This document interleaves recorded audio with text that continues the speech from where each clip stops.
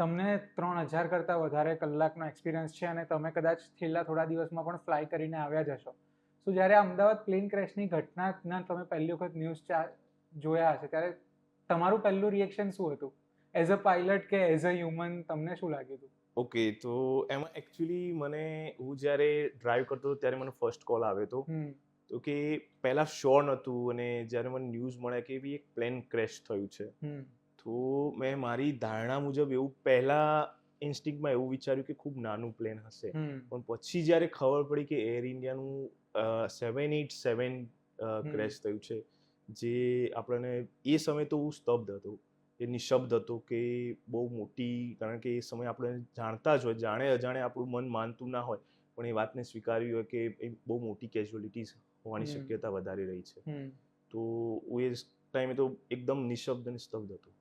તો જ્યારે પછી તમે એના વિડીયોઝ જોયા કે જ્યારે બહુ બધા ન્યૂઝ રિપોર્ટ્સ આવવાના શરૂ થયા, હા. પછી એક પાયલટનું મગજ એક્ટિવેટ થયું હતું કે આ ઘટનામાં શું છે, અથવા તો એવા કોઈ થોટ્સ આવવાના શરૂ થયા હતા કે હવે મારે વધારે ધ્યાન રાખવું પડશે એવું કંઈ?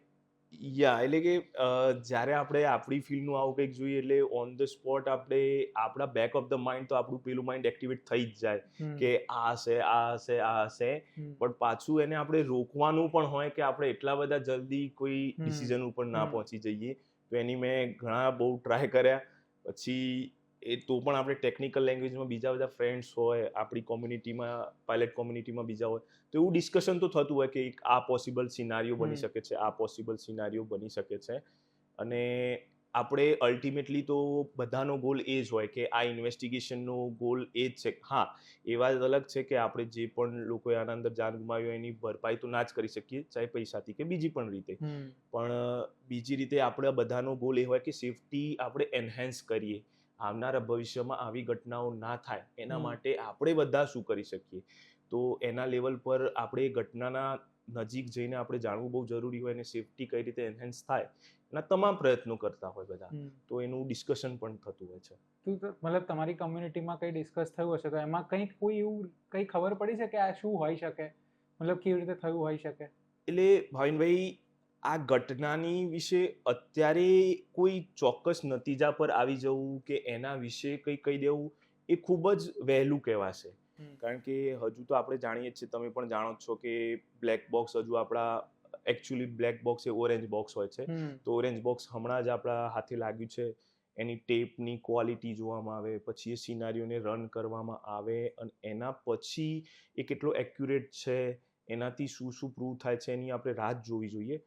પણ હા, એવું કહી શકાય કે એક પ્રાથમિક ધોરણે પ્લેનના બંને એન્જિન કદાચ એ સમયે કામ નહોતા કરતા. હમ એટલે જે સ્ટોલ ફિનોમિના કહીએ અમારી ભાષામાં, લેંગ્વેજમાં, તો એ સ્ટોલ ફિનોમિના પેલા વિડીયોમાં પણ દેખાય છે કે એરક્રાફ્ટ સ્ટોલ થઈ રહ્યું છે. હમ સ્ટોલ એ વસ્તુ છે કે એના અંદર ઇનફ લિફ્ટ નથી, એના અંદર હમ એન્જિન એટલો પાવર આપી નથી રહ્યા, હમ એટલી સ્પીડ બનાવી નથી રહ્યા કે એરક્રાફ્ટ ઇન એર સસ્ટેન કરી શકે. હમ તો એ ફિનોમિના જ્યારે થાય એને સ્ટોલ કહેતા હોઈએ એટલે છે. હું સાદી ભાષામાં કદાચ હું જે સમજાવ્યું તમને કહું કે આપણે કાગળનું પ્લેન બનાવીને થ્રો કરીએ યસ. તો એ ત્યાં સુધી જ ઉડશે જ્યાં સુધી આપણે હાથથી એને જે તાકાત આપેલી છે એ ત્યાં સુધી છે. હા, તો કદાચ તમે એ એટલે રીતે એને લાઈક ઇનર્શિયા કહેવાય. એ તમારા હમ હાથથી આપ્યું, તમે એને હમ ઇનર્શિયા કહી શકીએ આપણે. હમ પણ આ એક એવી ફિનોમિના છે કે એ ઇન ધ સેન્સ કે તમે હાથથી બનાવેલું પ્લેન ગ્લાઇડ પણ થઈ શકે છે, હમ કે એના જોડે ધીમે ધીમે ધીમે આવવાનો રસ્તો છે. હમ એ હાઇટને લૂઝ કરે છે અને સ્પીડને પેલું એ કરે છે. હમ જ્યારે